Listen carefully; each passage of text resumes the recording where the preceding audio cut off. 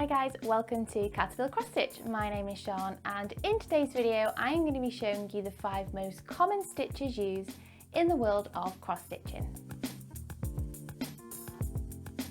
If you're new here, welcome. Please do consider subscribing to the channel by clicking on that subscribe button down below and giving this video a big thumbs up if you enjoy it so that we know to make more content like this. In today's video I am going to be talking about 5 most common stitches used in cross stitching, and they are the full cross, the half stitch, the quarter stitch, the back stitch and the French knot. So starting with the full cross, this is the most popular stitch used in cross stitching. Its shape is in the form of an X, which is created with the threads crossing one another. When working with Ada, there are 4 holes which form the placeholder for the full cross stitch. 1 square on the fabric represents 1 square on your pattern. Now there are many different fabrics such as even weave and linen, and they can work slightly different depending on the count. So for today's video I'm going to be demonstrating the 5 common stitches on Ada. Here you can see 4 holes which form the shape of a square. Where you start in the 4 holes is personal preference, and there are many ways in which you can anchor your thread. For today's tutorial I am going to be starting in the top left, and I am going to be using a knot to anchor my thread. Using my needle and thread, I am going to come up from the back in the top left of the square and pull my thread through until I feel some resistance on the thread.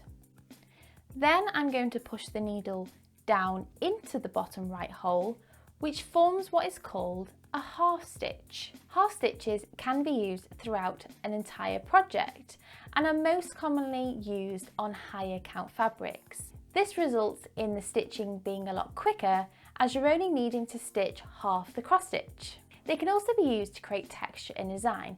For example, if you had raindrops or grass, then half stitch can be used to create that effect of a sketched look. To complete the cross stitch, we are going to pull our thread back up through the top right of the hole and then back down in the bottom left corner. This forms a full cross stitch. Once you have completed your first stitch in the fabric, it's really important that you continue to stitch in the same direction. I will link down below a really useful video which explains the reasons behind that and why you should stitch in the same direction. Let's talk about quarter stitches. Now these are commonly used to create a corner shape, such as an eye in a design. These can be identified on a pattern where the square is split in half diagonally. There are 4 different quarter stitches that you can do depending on where they are located in the pattern, but the theory behind them is the same. So what does a quarter stitch look like? I'm going to come up from the bottom right and push my needle down into the middle of the square. Now there is no hole here, so using your needle you will push through the fibres of the fabric to create a hole to push your thread through. I'm then going to come back up from the top right, and cross diagonally to the bottom left corner. We have now formed a quarter stitch in the bottom right of our square. So that you can see what all 4 quarters look like in a design, I'm going to insert a time lapse of me stitching all the 4 quarters so that you can have them as an example.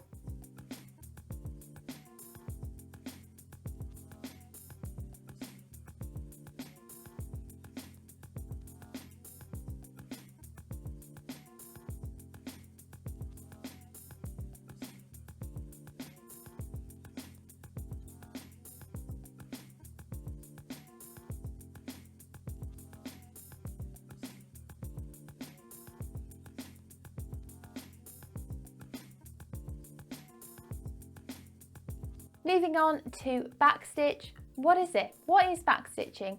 Well, I feel it's a stitch that you either love it or hate it. I personally quite like back stitching because it's something that we can use to really highlight shapes and can really make a design pop and jump up from the fabric. It can also be used to create textures such as cat's whiskers or the legs of an insect. There is an excellent video here available at Caterpillar Cross Stitch, which I would encourage you to go and check out.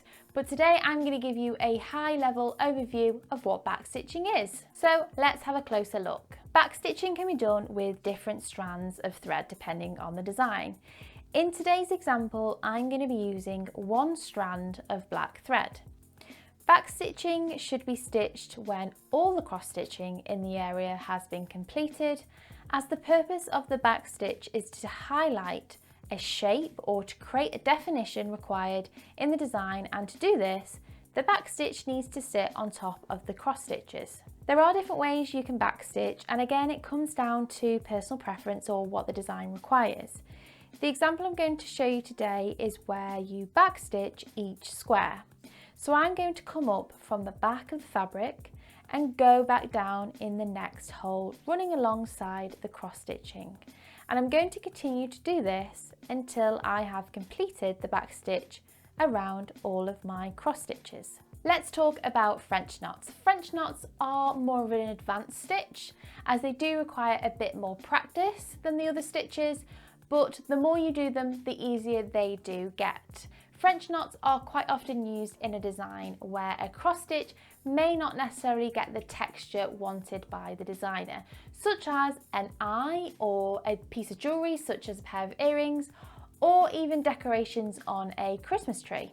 Now you can create different sized French knots depending on the design you are trying to make. Such as a bouquet of flowers, you may want different sized flowers, and this can be created by the French knot. But today's video I'm going to be showing you a standard size French knot. To create a French knot, you are going to pull your thread from the back to the front.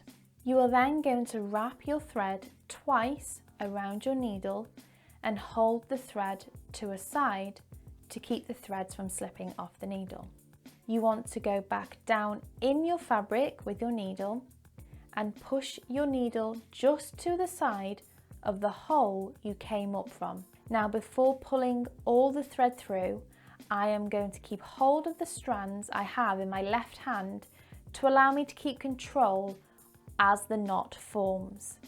As you continue to pull the thread through, as the knot begins to form, I'm going to start letting go of the thread in my left hand to complete the knot. Now you don't want to pull on the thread too hard, as this will misshape the knot. So you want to pull the threads until you feel the knot forming.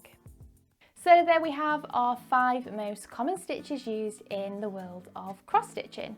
Now, if you're new to cross stitching, I would highly recommend going checking out the VIP Stitch Club, where Sally has designed lots of different freebies which use the basic full cross stitch, which is great if you are a beginner. With that said, I hope you have enjoyed this video, and I will see you in the next one. Bye!